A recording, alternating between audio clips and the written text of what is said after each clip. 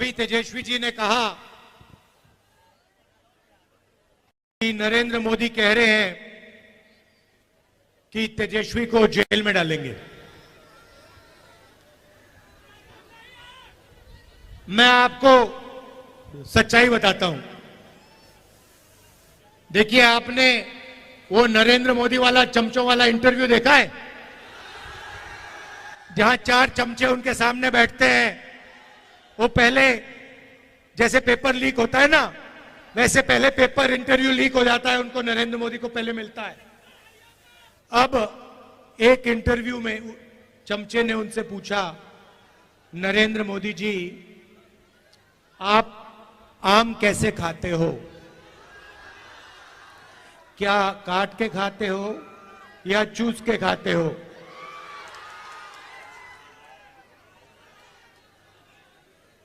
दूसरे ने पूछा, नरेंद्र मोदी जी, ये जो आप डिसीजन लेते हो, ये बड़े बड़े निर्णय लेते हो, ये आप कैसे लेते हो? तो नरेंद्र मोदी जी का जवाब आता है, पहले सोचते हैं थोड़ी देर, ऐसे सोचते हैं।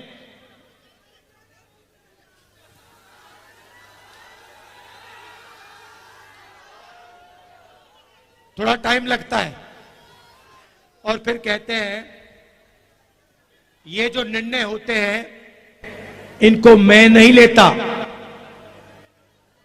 ये परमात्मा लेता है।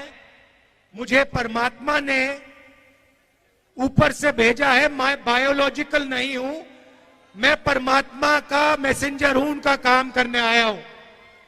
ये उन्होंने पता है क्यों कहानी निकाली है, ये परमात्मा वाली? क्योंकि चुनाव के बाद जब वही ईडी के लोग नरेंद्र मोदी से अदानी जी के बारे में पूछेंगे तो नरेंद्र मोदी कहेंगे, मैं नहीं जानता, परमात्मा ने कहा था। मोदी जी, आप लंबे लंबे भाषण देना बंद कीजिए। आप देश को बांटने की कोशिश नहीं कीजिए। आप सबसे पहले देश के युवाओं को यह बताइए, बिहार के युवाओं को यह बताइए कि आपने हिंदुस्तान के युवाओं को कितना रोजगार दिया, कितनी नौकरियां दी। आपने 2 करोड़ युवाओं को रोजगार देने की बात की थी, आपने एक युवा को नौकरी नहीं दी। यहां हाथ उठा के दिखाओ भैया, बेरोजगार, ये बेरोजगार हाथ उठा के दिखाओ। ये है नरेंद्र मोदी का नतीजा, इनकी पॉलिसी का नतीजा कि हिंदुस्तान में युवाओं को रोजगार नहीं मिल सकता।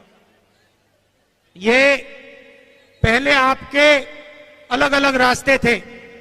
सेना में आप जा सकते थे, पब्लिक सेक्टर में जा सकते थे, प्राइवेट सेक्टर में आपको रोजगार मिल सकता था। नरेंद्र मोदी ने नोटबंदी, जीएसटी लागू करके रोजगार के रास्ते बंद किए और सेना में अग्निवीर लागू करके जवानों को मजदूर बना दिया। तो मैं आपसे सबसे पहले यह कहना चाहता हूं, नरेंद्र मोदी कुछ भी कहें, 4 जून के बाद इंडिया की सरकार आने वाली है। अग्निवीर योजना को फाड़ के हम कूड़ेदान में फेंकने जा रहे हैं। यह नरेंद्र मोदी की योजना है। आर्मी इस योजना को नहीं चाहती है, यह ऊपर से थोपी गई है और हमारा पहला काम अग्निवीर योजना को फाड़ कर कूड़ेदान में फेंकने का होगा। हम 2 तरीके के शहीद नहीं चाहते हैं। अग्निवीर योजना एक जवान को शहीद का दर्जा नहीं देगी और जो नॉर्मल तरीके से जवान बनेगा, जो अफसर होगा, उसे शहीद का दर्जा मिलेगा। अग्निवीर को पेंशन नहीं मिलेगी, दूसरे जवान को पेंशन मिलेगी। अग्निवीर को कैंटीन नहीं मिलेगी, दूसरे जवान को कैंटीन मिलेगी। ये अन्याय हम नहीं चाहते हैं, इसलिए अग्निवीर योजना को हम रद्द करने जा रहे हैं, खत्म करने जा रहे हैं। और जैसे पहले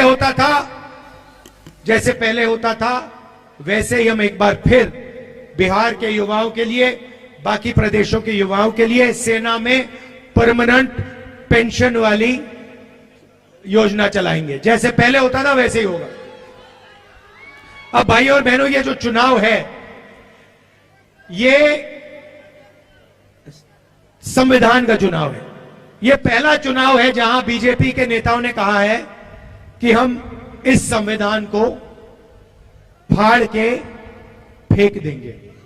भाई और बहनों, ये जो संविधान है, ये आपकी आवाज है और इसको बाबा साहब अंबेडकर जी ने, गांधी जी ने, नेहरू जी ने देश की जनता के साथ मिलकर बनाया है। और मैं नरेंद्र मोदी और उनके चमचों को कहना चाहता हूं कि दुनिया में कोई शक्ति इस संविधान को छू तक नहीं सकती है।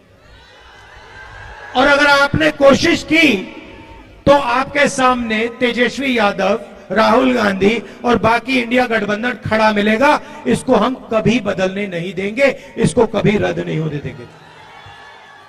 भाई और बहनों, इसके आने से पहले इस देश में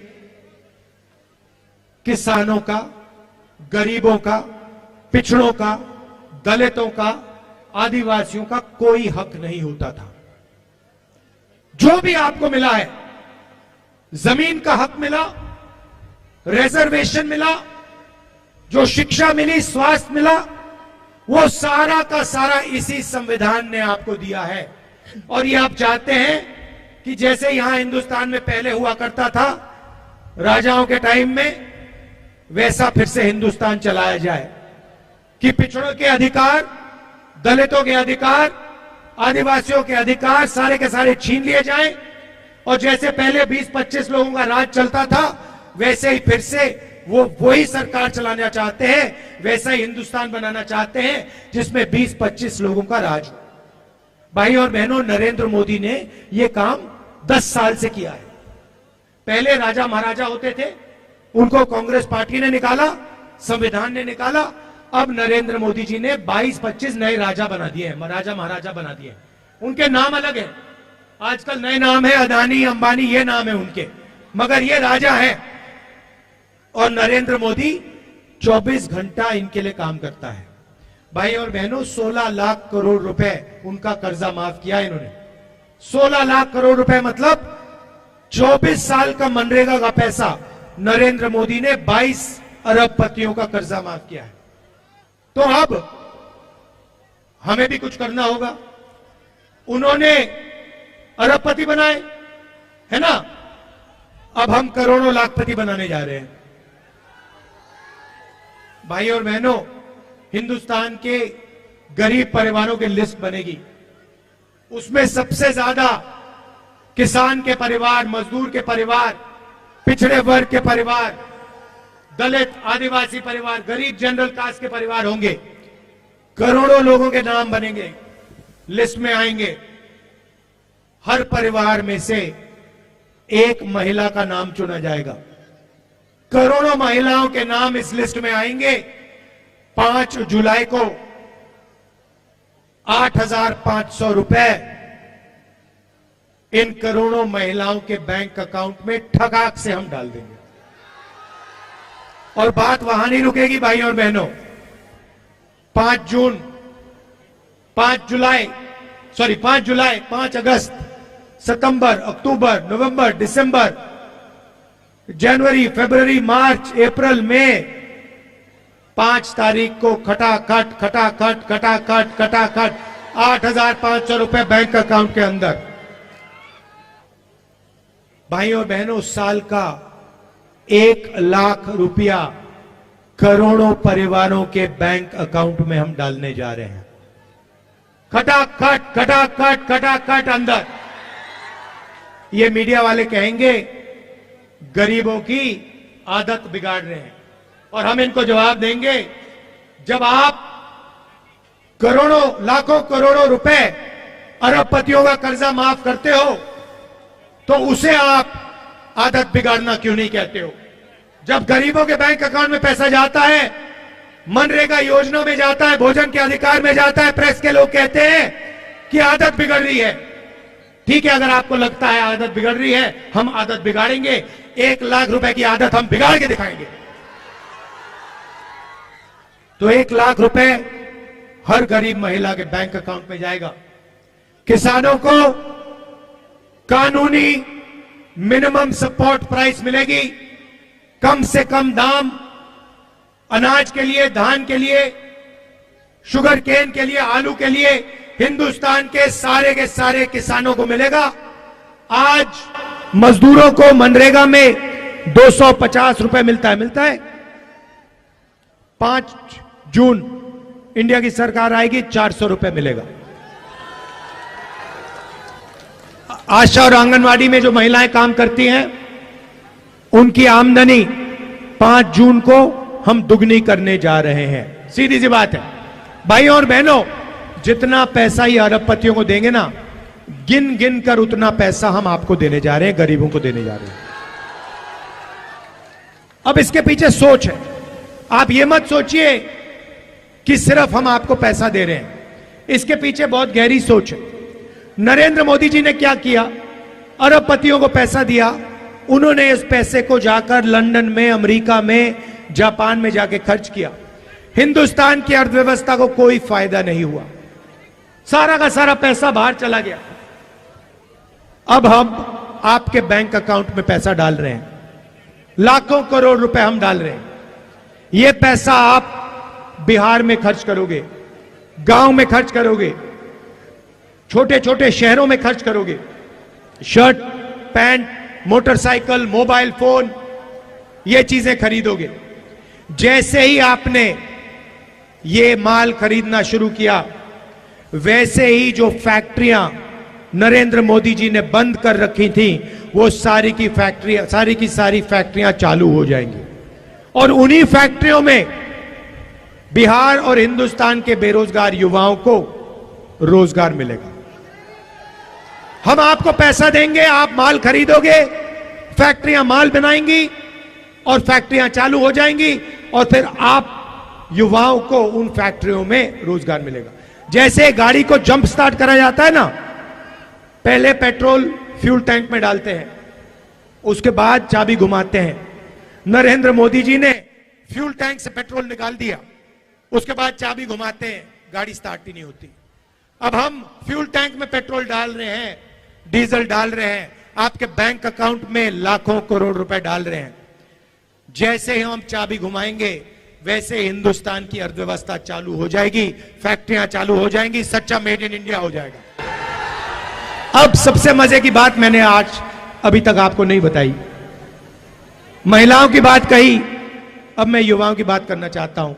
देखिए, तेजस्वी जी ने बिहार में आपको रोजगार दिया, सरकारी रोजगार दिया।